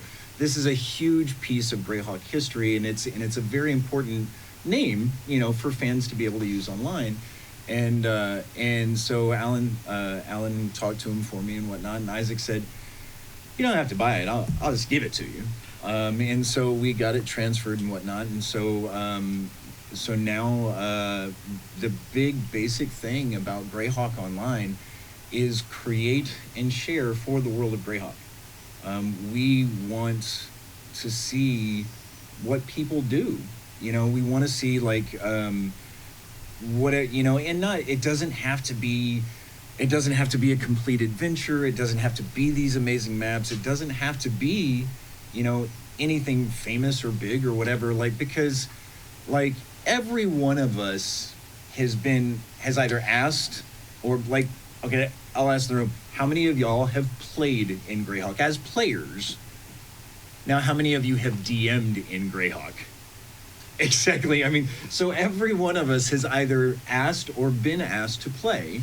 And, you know, we get asked to do different things. And like, sometimes somebody will say, hey, I bought this module, you know, but sometimes it's just like, hey, would you run a little game for me? And sometimes we design our own things, and we make our own games at home. And so there's no reason that we shouldn't just share it with our close friends. We should share it with all our friends. You know, and like Allan said, I'm an artist, and so what I like to do is share my artwork, and I do sell professionally and stuff like that, and I'm actually published in some Pathfinder books. But like some of the artwork that you see in the handout is my artwork. The screaming underwater banshee that Carlos designed is a piece of my artwork. The aloof noble drow guy that Allan designed, that's my artwork. But the catch of it is, I mean, I'm a professional artist. I'm also a housewife. I'm a house husband. My fiance is a doctor, and I take care of our cats, and I do the laundry, and I do all the cooking, and I do all the yard work. We live on 1.6 acres of woods, so I always have a lot of yard work that I have to do. And I have, you know, even though, you know, and like, Allan, what do you do for a living? I'm a knowledge engineer in Silicon Valley. Yeah. He's not a professional gamer. What do you do for a living, Bryan? I'm a full charge bookkeeper / finance person for my family's business. Carlos? I'm an engineer. There you go. Bryan, or I'm sorry, Mike. Probation officer. Well, there you go. And Anna is really the full-time producer. Well, maybe I can't ask that question. Living the dream. But you know, I mean, all of us. You know, I'm sorry, I have too much energy. I have to stand up. All of us do something different. What do you do for a living? Either. Yeah. What do you do? I work Social Security. Okay. So do you have any Social Security questions? Yeah. Right behind him. What do you do for a living? Well, I'm retired. Hey. Well. I used to be an engineer. There you go. See? Up here in the corner with the blue cup in front of him. What do you do for a living? Software engineer. Okay. We're taking over. Project manager. There you go. I mean, all of us are just people, you know, and just because we, you know, have regular lives doesn't mean that we don't design. We don't do art, we don't do editing, we don't do authoring or writing, you know, I mean, we all do these things, you know, we're all doing something different, and we all do just as much as we do something different for a living, we all do something different in gaming, and every one of us likes something different. Carlos likes first edition. For a long time, I was a die-hard third edition fan, and you could not get me to let go of it. Nowadays, I play 5th edition.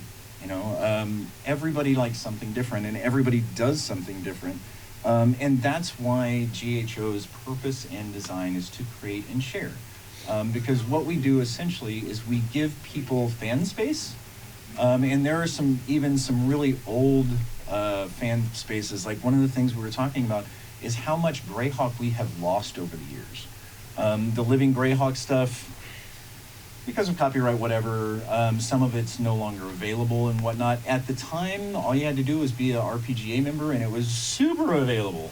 And now it's kind of disappeared. And like there were some old sites, like if any of y'all know who Gord's Greyhawk is from the Gord novels by Gary Gygax, there used to be a fella back in about 1991 who named Chris Siren.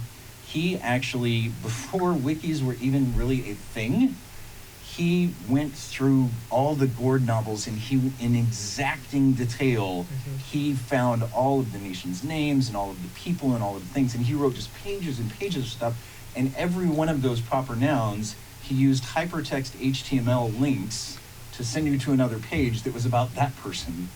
And he essentially created thousands and thousands of words wiki before wikis even existed. And then his site went down and disappeared. And nobody had seen it for years. And you could kind of troll through the Internet Archive, the Wayback Machine. You could find some of his stuff. And through networking, through all of our friends, through all of, through Greyhawk Online, the future of Greyhawk, and a lot of the stuff that we belong to, I was able to get in touch with Chris Siren, and he gave us permission to bring all of his stuff back. And so now Chris Siren is on Greyhawk Online, and he has pages devoted to his stuff. Russ Taylor is another one. I'm working on getting Russ Taylor's old site onto Greyhawk Online. My old heraldry site's still there. Yeah, Mike's. Allan's site is there and has been for years. The heraldry site is there. Mike's World of Greyhawk Comics and Castle Greyhawk Comics are also hosted there. We're kind of hoping that he will come back and do more comics for us at Greyhawk Online. We would like to see him You'll there see again. a comic inside the handout. There is one of his Yep. comics, a brand new thing. We kind of teased him into making a new comic for us that's in the handout. But overdue. Especially the my cultists. notes closed. But so that's the purpose of Greyhawk Online. And lost things need to be found, kind of like Bryan was saying a little while ago. We've lost a lot of things, and we want to bring them back, and we don't want that to happen to y'all's stuff. Like people, I mean, at some point you had an NPC that you wrote on a piece of graph paper or whatever, and it accidentally got soda spilled on it at a game, and so you threw it away. After you used him, it wasn't a big deal, you threw him away.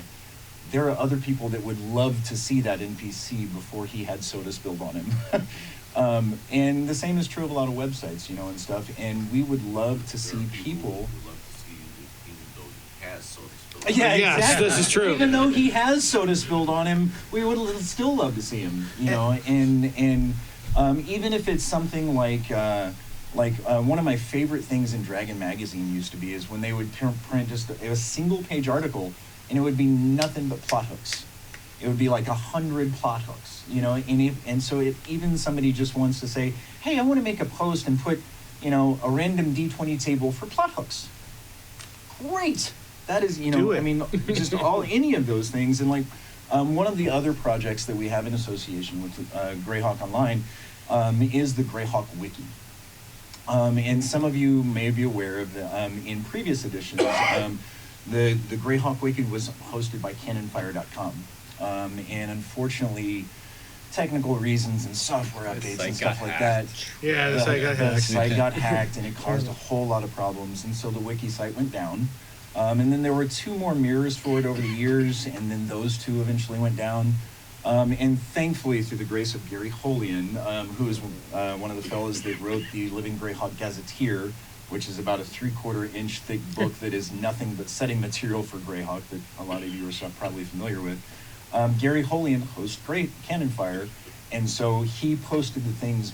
He got the wiki back up enough that that we were allowed to migrate all of the wiki content, so it's all live again. And I and several others have been every single day, with the exception of while I'm at GaryCon, every single day the wiki is being updated. There are brand new articles on it. There are brand new updates and tweaks and new formatting to old articles and stuff like that. And that is another form of creating and sharing. Each and every one of you has a favorite thing. You like Alyssa Phildor the or Blue. Primp or Phildor the Blue, or you like the Bandit Kingdoms, or you like Belvoir the Fourth, or you have something that you've probably read more than most people about that one tiny little thing. Or you created something about that piece. Or you created something about that piece. You read a whole bunch of research and you made it. And if you want to create something entirely new, you can put it on GHO. If you know more about it, like literally, you can go to the wiki, click a button that says edit, and you can add new stuff. Or fix errors. Yeah, that's a big one right there. Yep. Fix errors. If you see something that sounds wrong or just isn't quite right or presents the material slightly inaccurately, go on the wiki and edit it.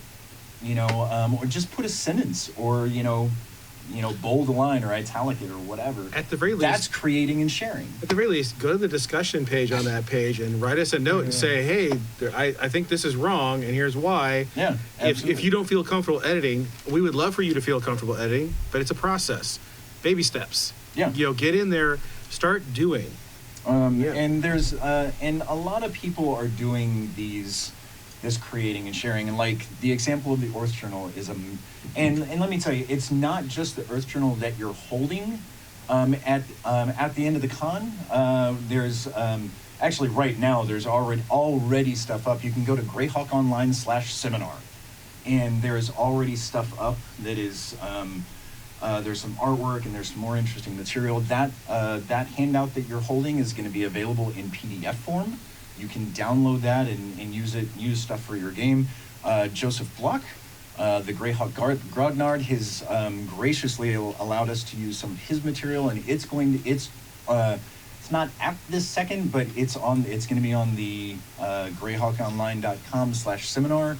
Lynn Lakofka, for those of you who know the really old school, original authors and stuff in Greyhawk, Lynn Lakofka has given us a revised Hunter class, right? Is it Archer? Archer, yeah. That he has graciously shared with us. Yeah, Len, that class was actually the original inspiration for the weapon specialization rules, published in Dragon before. So more and more in line. There's so much material. Anna's maps that you have in your hands are going to be available. There's more artwork by J.B. Garrison. There is a massive campaign called the Great Flanness River Adventure. There's all kinds of material, but one of the important things is that Gary was a fan, and he was a fan of a lot of things. He borrowed from sci-fi, he borrowed from mythology and stuff, but the thing he did is he created. And then he told us, look, you don't have to use this little thing that I made. Take this and then go make your stuff. He did so much new and interesting things that he kept expanding, and he wanted us to do the same thing. He didn't want us to have the exact same, canon restricted anything. He wanted us to have fun with it. And Greyhawk was created like fans write. You start with one little site, and then he expanded it a little more, and it wasn't just the little fort called Greyhawk. It was the domain of the city of Greyhawk, and the domain of Greyhawk, and the world of Greyhawk, and it just kept building. And that's the way GHO is basically founded. Is that we can share one little piece.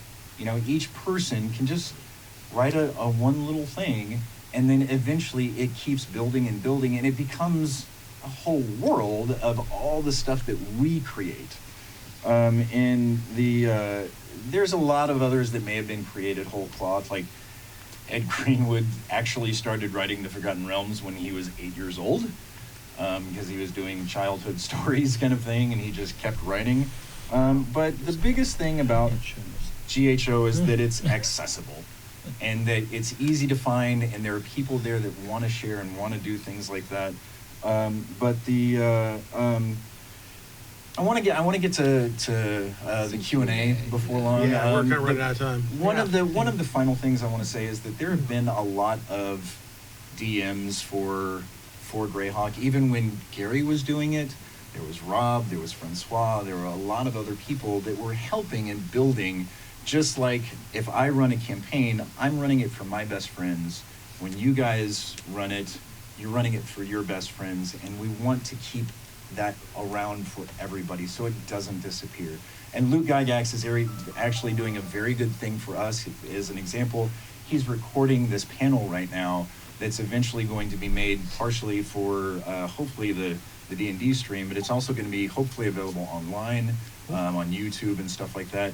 We're recording this so that it will always be available, and we will always be able to share that with everybody else. So with that, I'm going to shoot it back to Allan, because we want to take some questions from you guys and see what y'all have to say. Yeah. This is more of a goober question, if you will. So you guys obviously love Greyhawk like the rest of us. What systems do you use when you play in your home campaigns? I can speak for myself. I'm a first E guy, although I also use the material for Unearthed Arcana. As a professional for Castle Entertainment, I have to keep in mind that the first edition experience is kind of weird in that I've noticed that when I run convention games, that not everybody uses Unearthed Arcana stuff. Not everybody uses even that conversant with Monster Manual 2 or Fiend Folio a lot of times. So sometimes you have to strip it down a lot. But in my home campaign, I use I use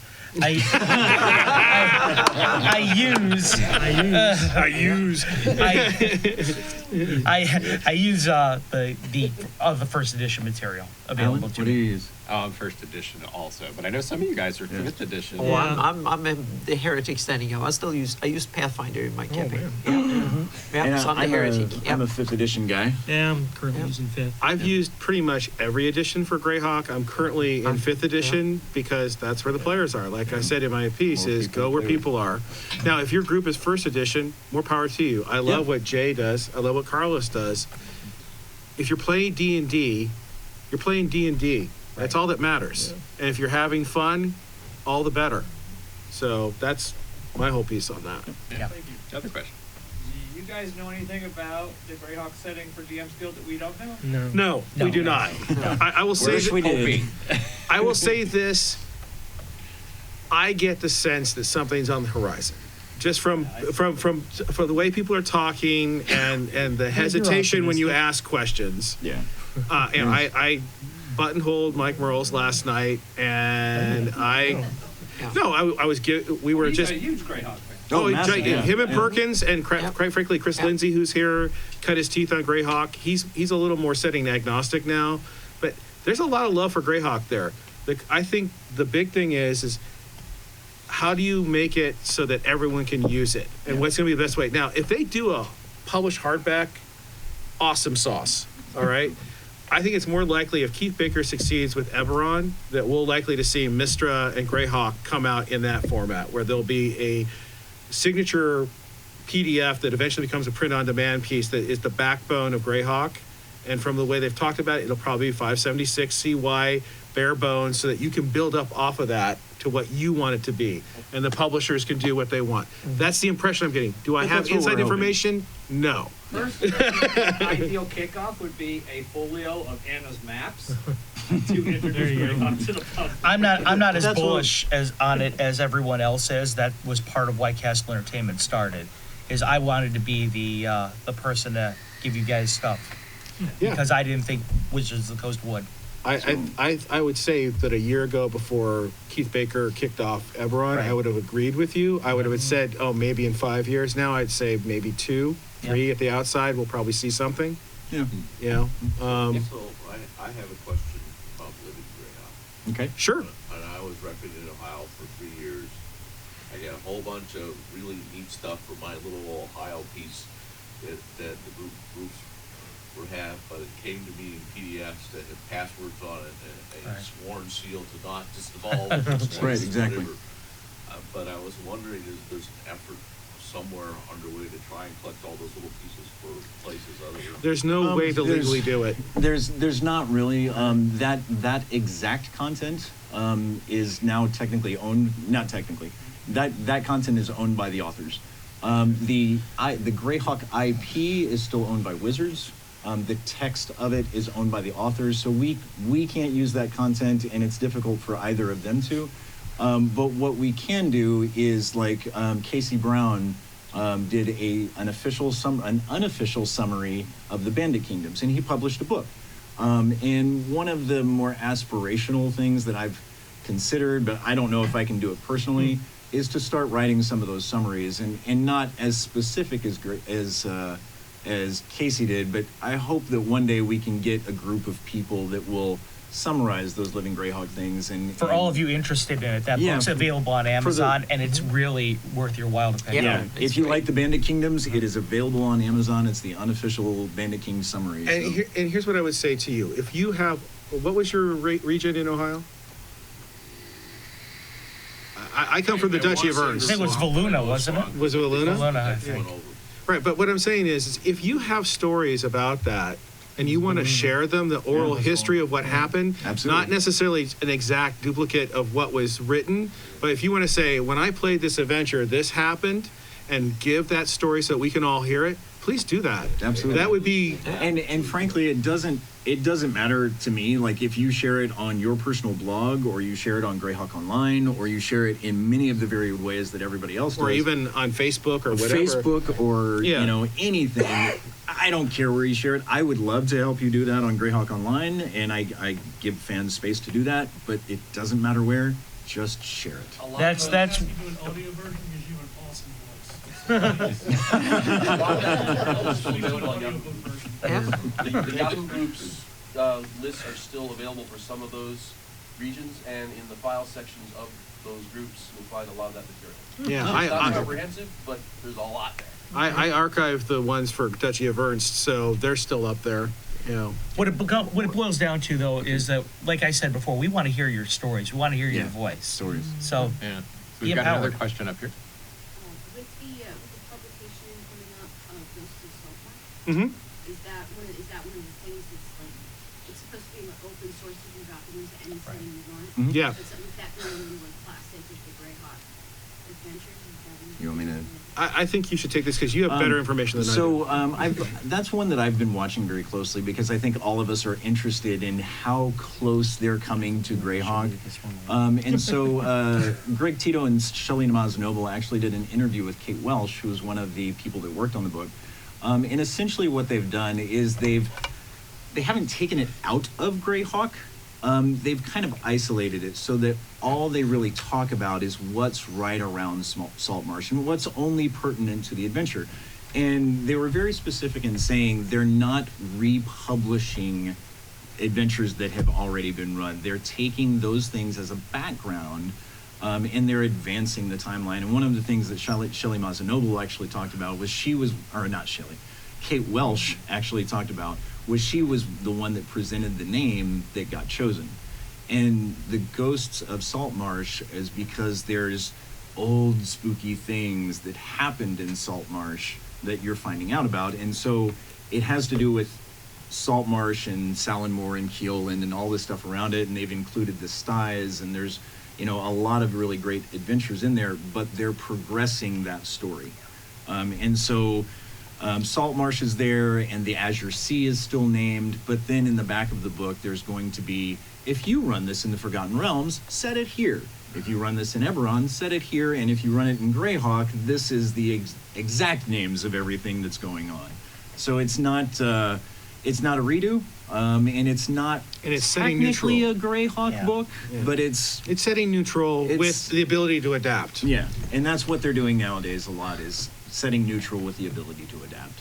And do all 3 parts of that. It's that and a whole lot more. And the stuff from Dungeon. Yeah, and there's stuff from Dungeon Magazine and a couple of other adventures and all. So. And I'm going to brace and extend your question here a little bit. So I've heard a lot of complaints in the community about strip mining and taking from us, like something's being wrenched away from us for the Forgotten Realms. I'll say this. What's good for the goose is good for the gander. When Tome of Annihilation came out, I already started scheming of ways to adapt that right into Greyhawk and steal it right back.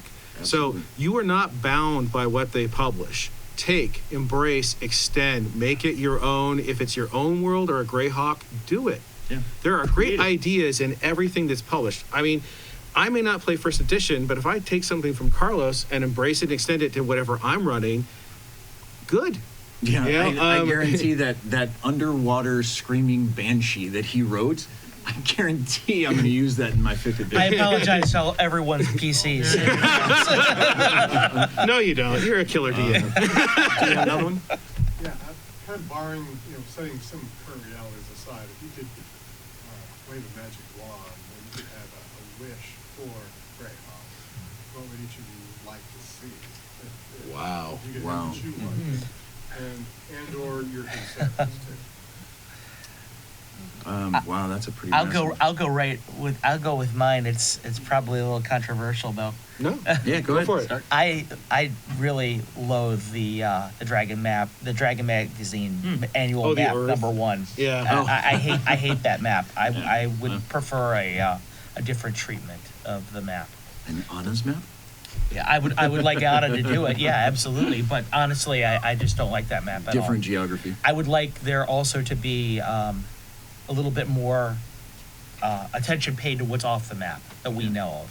We've seen so many reprints of the Flanaess and what goes on there.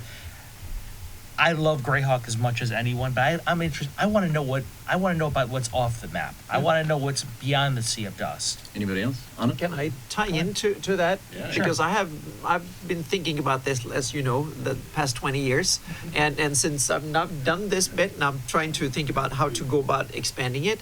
And my plan is to not, because I just agree, I don't like Zindia and Egypt, and I think it's just, we have a planet, and I think it's just boring fantasy, so to speak. It's simply, I don't like to see a rehash of the real world in some simplified form. That's one of the caveats. The other one is that, we can see it here, I don't think anyone who kind of wrote and put these names on there even could conceive of how large these areas are. We're talking about countries that have been like the Sundered Empire and stuff. Each of these little countries, small countries, are bigger than North America or the biggest US. So they kind of don't make sense. And I can't think it's a waste of awesome areas that you can do adventures. So my approach when I will do this, and I will simply do the terrain. And I'll try and present as a rich and fantastic fantasy world with all sorts of different environments that you can simply name whatever you want and put whatever you want to have them in there. That will be my guiding line, so to speak. I will try not label it, but I want to see things like we don't have any large deserts in the Flanaess. We have the Sea of Dust and we have the bright desert or the bright lands, but those are puny compared to even deserts in the real world.